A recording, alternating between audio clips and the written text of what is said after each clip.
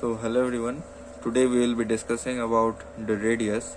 Now the radius is the lateral bone of the forearm and is homologous with the tibia of the lower limb. Now it has an upper rounded end.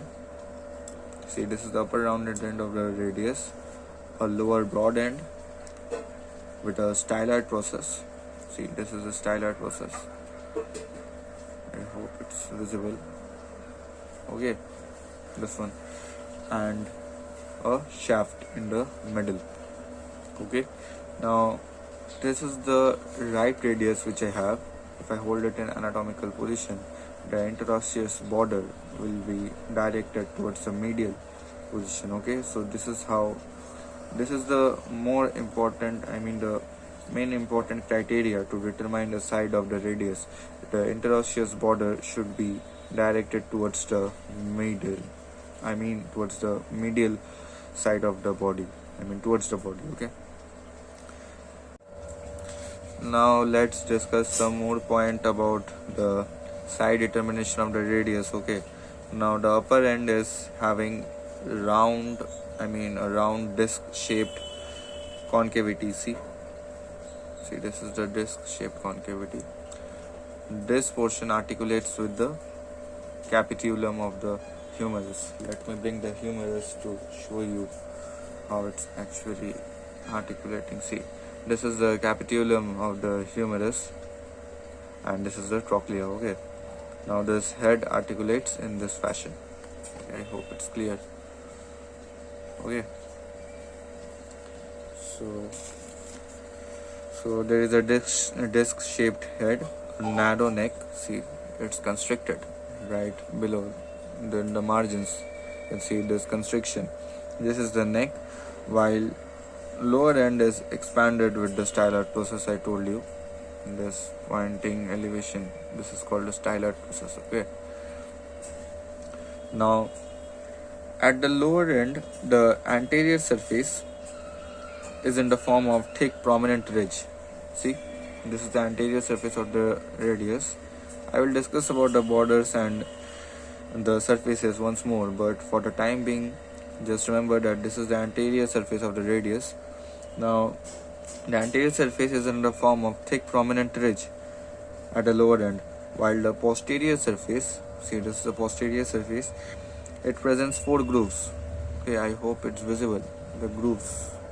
See, 1, 2, 3, 4. Understood? These are the 4 grooves.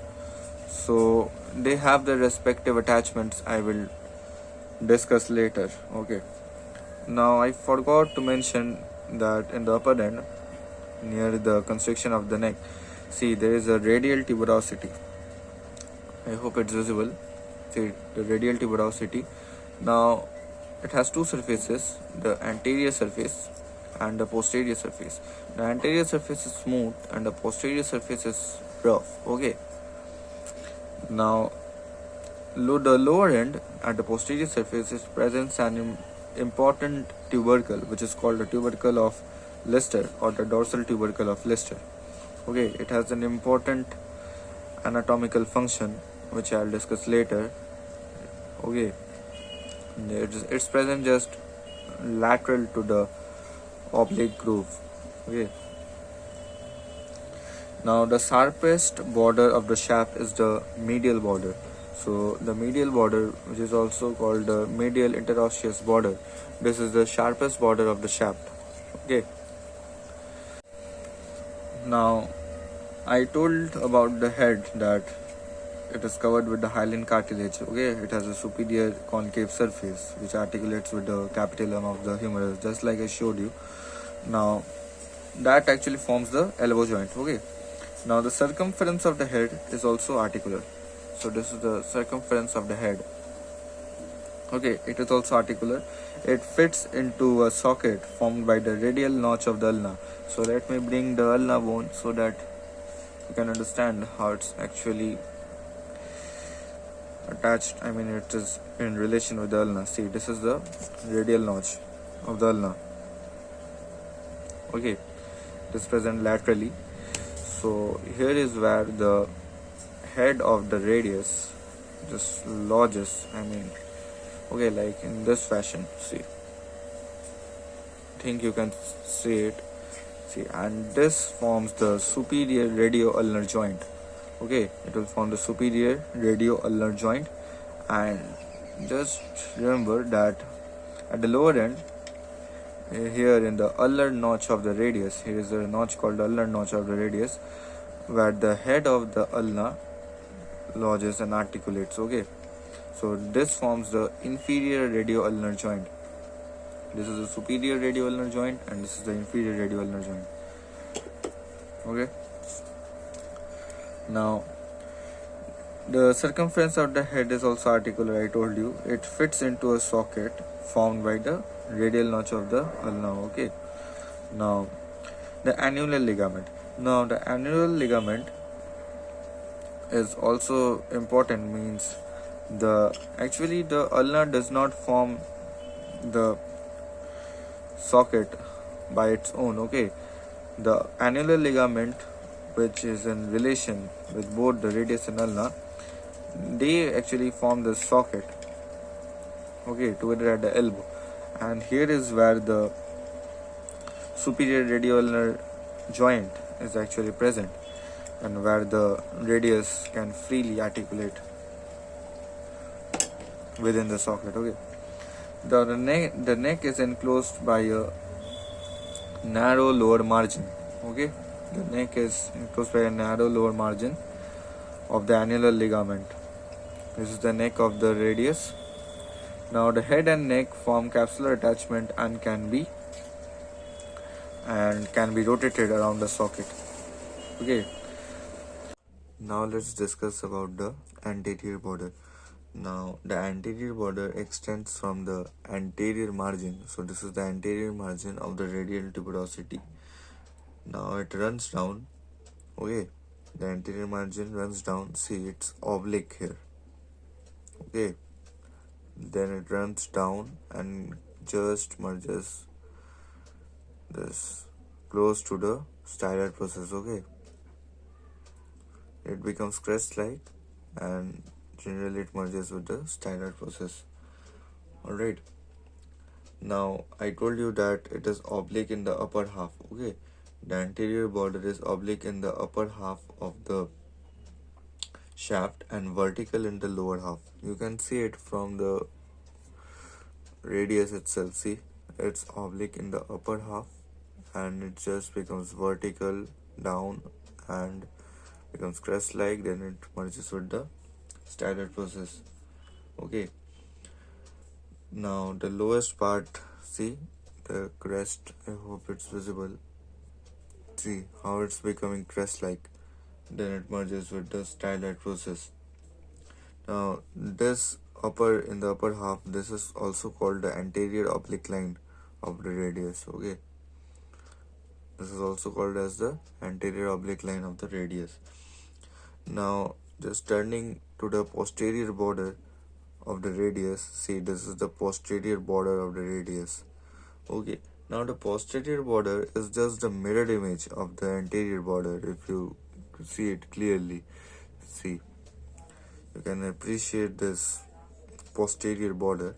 Now if I divide it into thirds, okay, if I divide the posterior border into thirds, in the middle third it is most prominent. Okay, see, this is the middle third portion, and you can just see it from the shine. See, it's the border is shining. I mean, it's very much prominent in the middle third.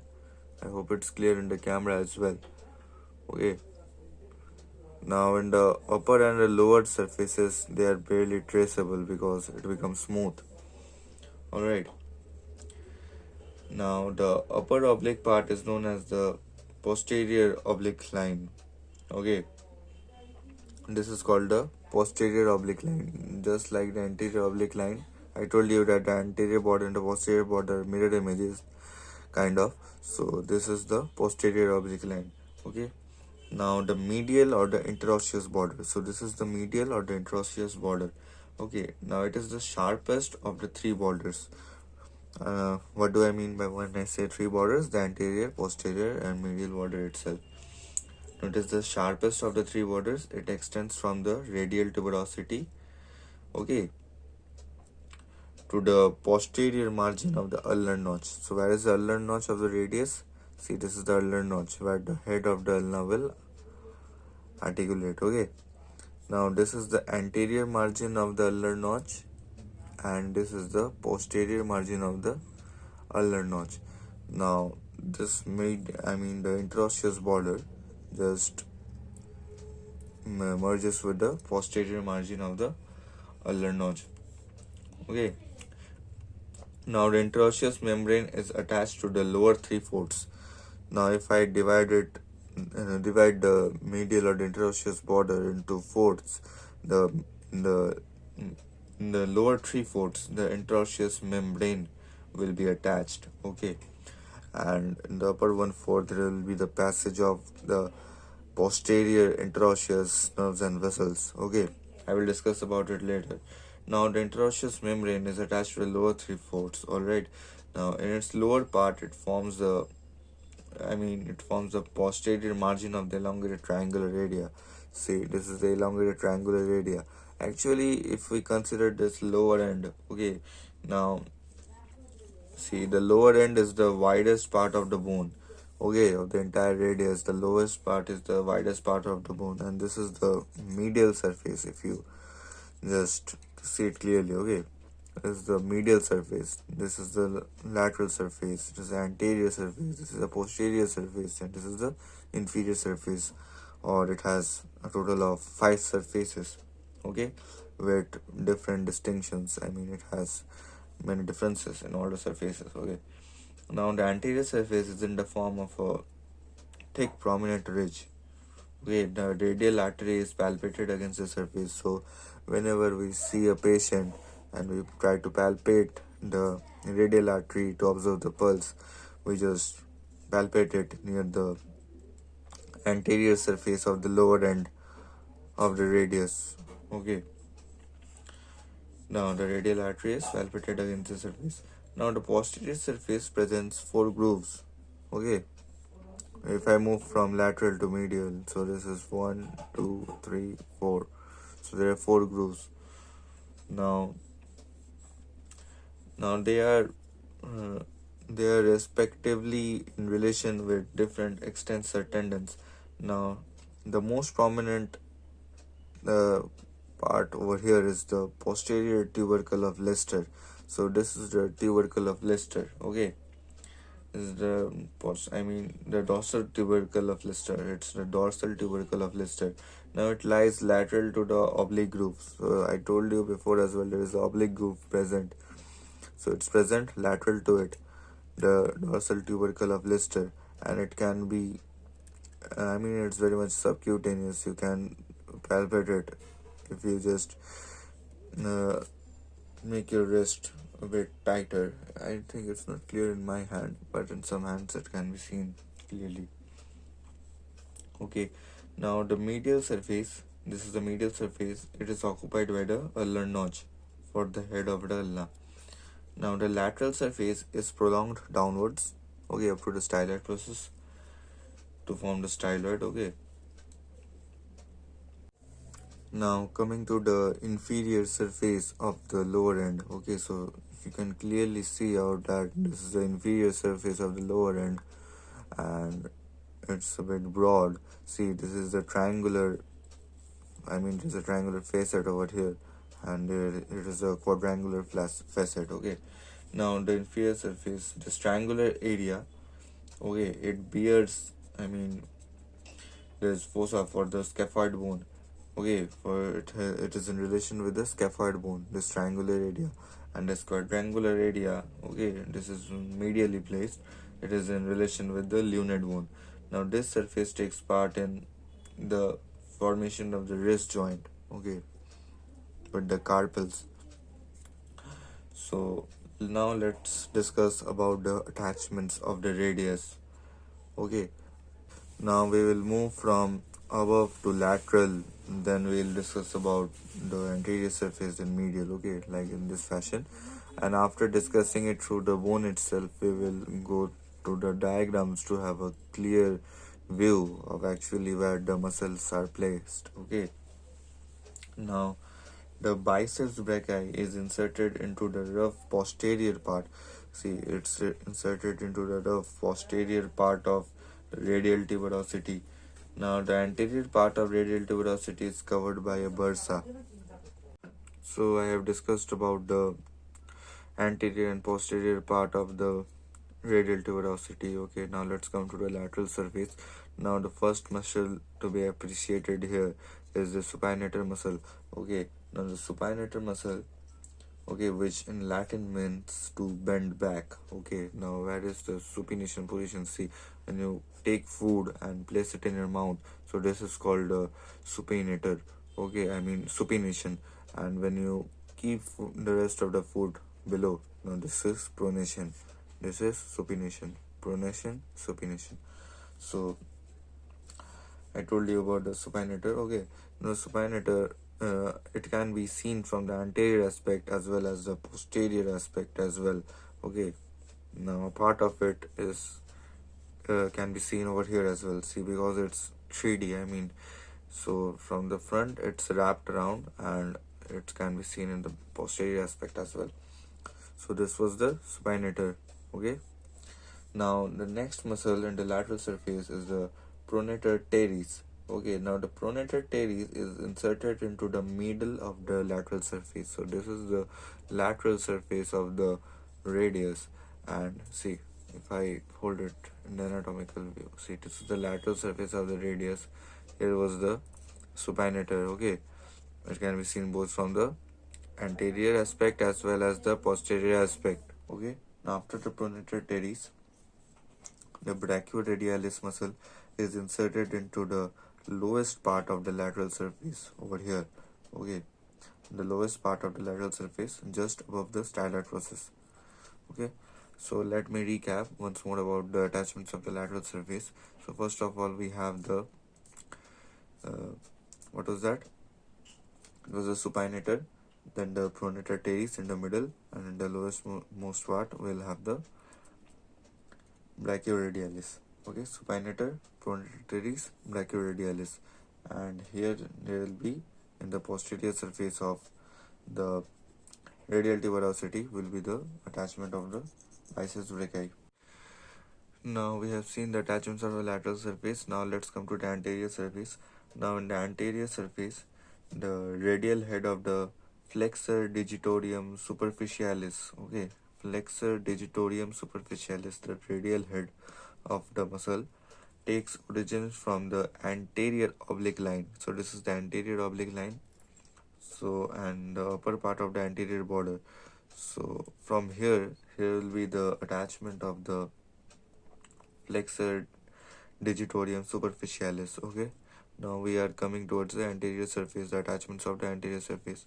So here will be the attachment of the flexor digitorum superficialis, the radial head of it. Now the flexor pollicis longus. Pollicis means thumb. Okay, and longus means the long muscle.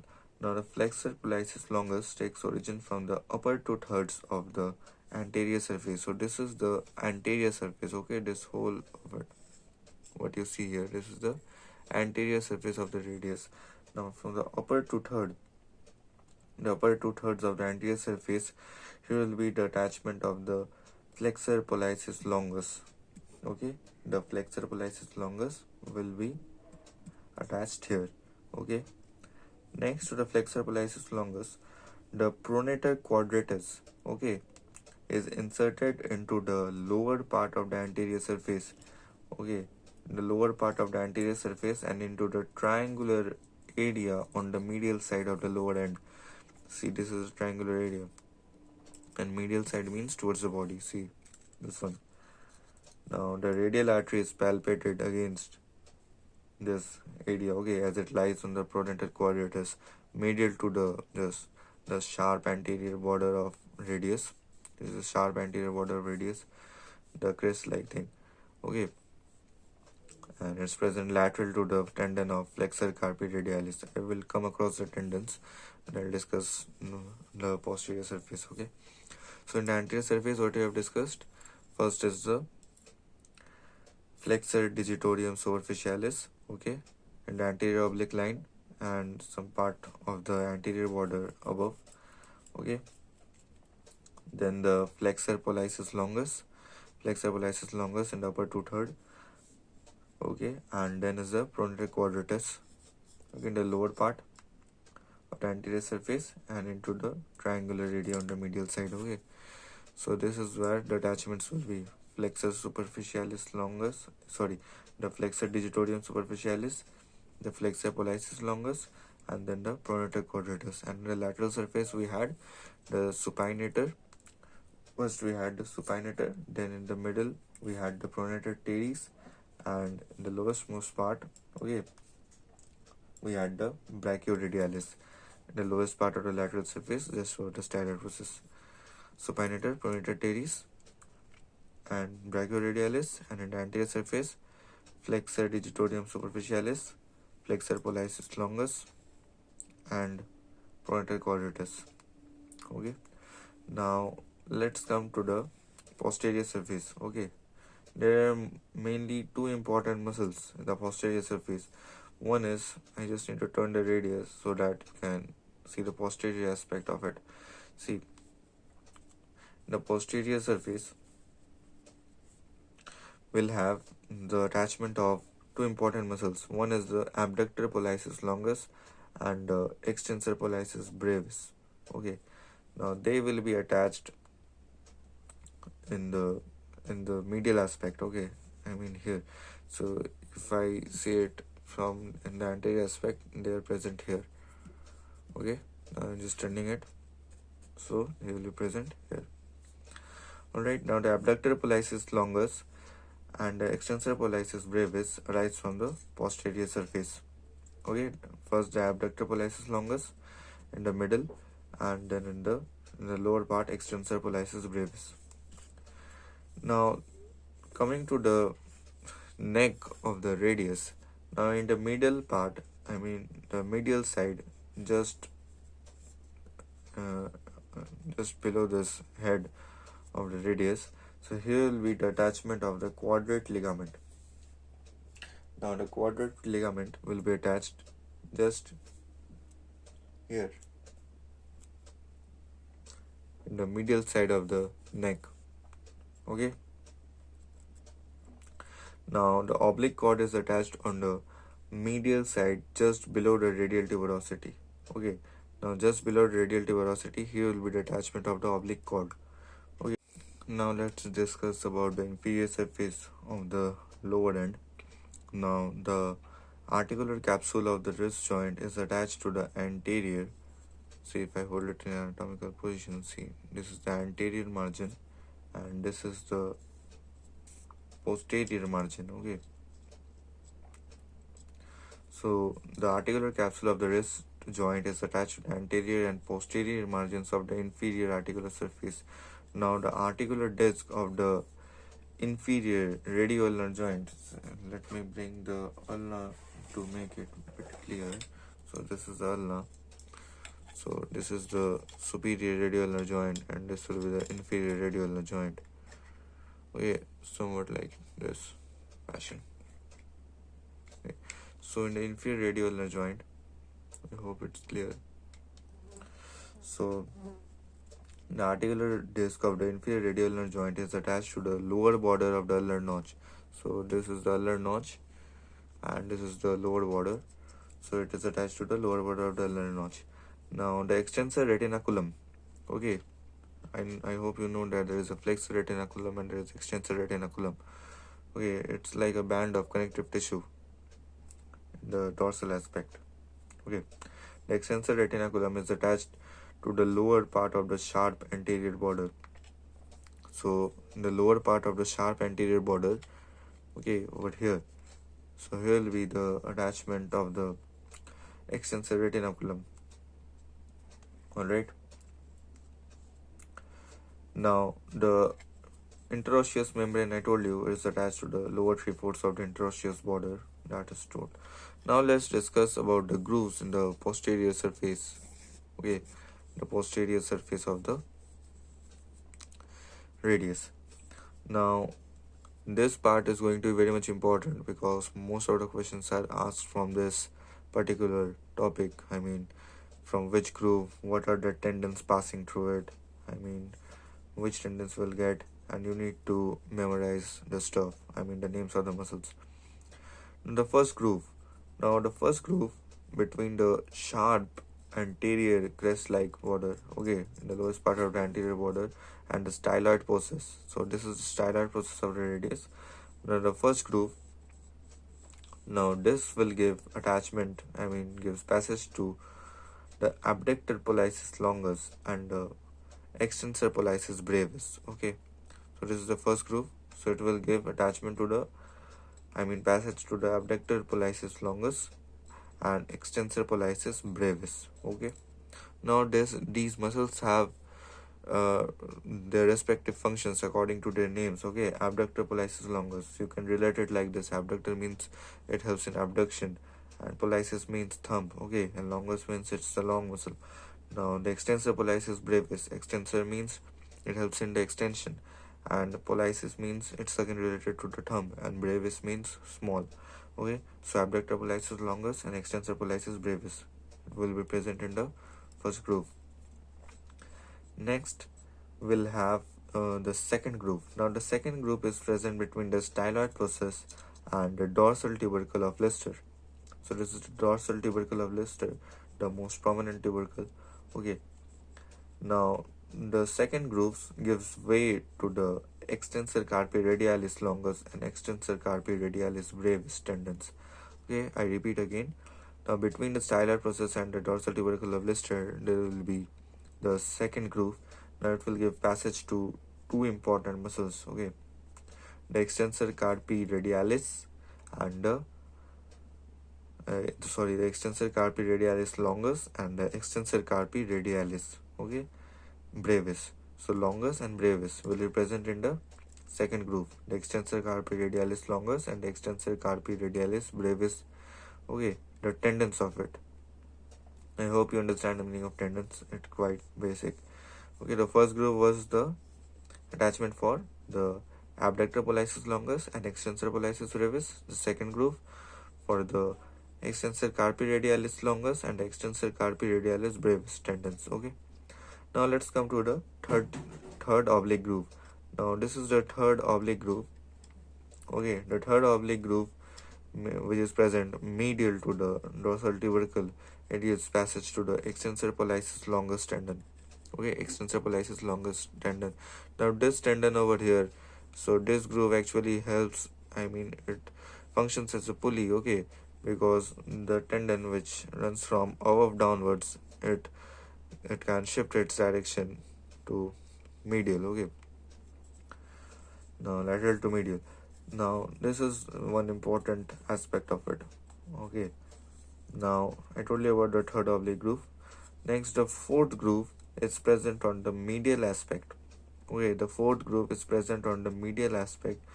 Now it gives passage to tendons of extensor digitorum, extensor indicis, posterior interosseous nerve, and anterior interosseous artery. Now this you need to memorize. See, I am repeating again.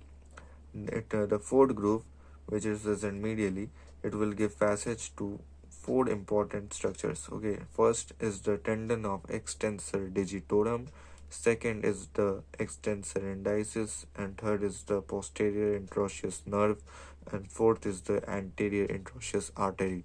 So these are the four important structures passing through the fourth groove. Now, in addition, at the junction of the lower ends of radius, okay, and ulna, see, this is the ulna. Okay, now the fifth groove passage gives passage to the tendon of extensor digiti minimi. Now it is present just at the junction, at the junction of the lower end of radius and ulna. So this is the radius and ulna. Now at the junction between these two ends, okay, the fifth groove will give passage to the tendon of extensor digiti minimi. So this will in a way act like the fifth groove. Now lastly, in relation to ulna, this is the ulnar head. So between its head and the styloid process is a sixth groove. traversed by the tendon of extensor carpi ulnaris. Okay, in the fifth groove it was the extensor digiti minimi. In the sixth groove we have the extensor carpi ulnaris. Now these are 6 compartment grooves under extension retinaculum of wrist. So in this diagram we are once more going to recap about the different attachments of the muscles which we just learned from the demonstration of the radius bone. Okay, first focus on this diagram. Okay, this is the diagram from the given in the BDC's volume 1 of the upper limb. Now this is the radius and this is the ulna. Both of it are showing the anterior aspect. Now this one, in the medial part we have the quadratic ligament. Okay, I hope the camera is able to focus. See, now let's come to the lateral surface. The lateral surface, in the radius we have the supinator. Okay, just remember in the posterior part we had the biceps brachii. Okay, then the supinator. Then we had the Pronator Teres. Okay, see, the blue ones are the sites of insertion and the red ones are the origin, so don't get confused. In the supinator, the Pronator Teres and the brachioradialis. Okay, these 3 muscles will be seen in the lateral aspect. Okay, now let's come to the anterior surface. Now in the anterior surface we had 3 important muscles as well. Now the first one was the flexor digitorum superficialis and the anterior oblique line and some part of the anterior border as well. Then we had the flexor pollicis longus, which was present in the upper 2/3 of the anterior surface, and this is the pronator quadratus in the lowest part, in the lower part of the anterior surface. It also covers a part of the medial surface of the triangular area in the lower end. So we'll not focus on the ulna because that will be told in the video of ulna itself. Okay, now let's come to the posterior aspect of the radius.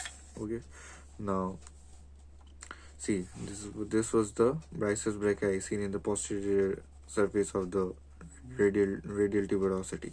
See, this is the supinator. Once more can be seen in the lateral surface. It's three-dimensional, no, so it can be seen in the anterior as well as the posterior aspect. Now in the posterior surface we had 2 important muscles. I told you those were present medially. So this was the abductor pollicis longus and above, and extensor pollicis brevis. Abductor pollicis longus and extensor pollicis brevis. These 2 are important. This is again the pronator teres present in the middle. Okay, in the middle portion. Alright, of the lateral surface. So, and you can just appreciate this capsular line over here. Okay, see, this is actually forms the capsular line for the wrist joint. Okay, and this is the quadratic ligament, and we had this oblique cord present just below the radial tuberosity in the medial part. Okay, so this helps in formation of the elbow joint, and this helps in formation of the wrist joint below. So I hope you understood about the clinical, the portions of the radius pretty much clearly. So I'll see you in part 2 of this video, where we'll discuss about ossification and clinical anatomy related with the radius. So keep studying until next time.